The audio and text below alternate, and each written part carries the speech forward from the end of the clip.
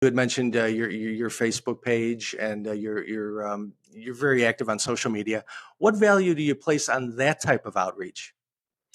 I mean, it allows, I think when I was getting into the business, I was lucky enough to partner up with a couple really good um, uh, distributors and salespeople that still gave me time above and beyond just buying equipment, and that's something that everybody should hopefully look for and find in a salesperson, that they will still take your call for some other question. Hmm. Um, and so I was lucky in that aspect. But what Facebook and these events have brought is the ability to really get some instant answers from more than one person.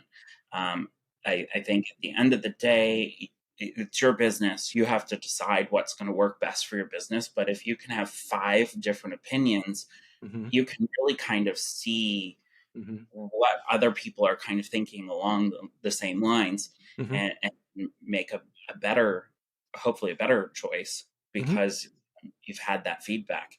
So it's been great in that way. I think it's allowed people just getting in to have some more answers, to hopefully also on the flip side not make mistakes when making purchases of laundromats or building laundromats. We don't have to recreate the wheel. Um, so Right. It shortens that learning curve, and again, it's more immediate and it's more widespread. The answers. So yeah. yeah, absolutely.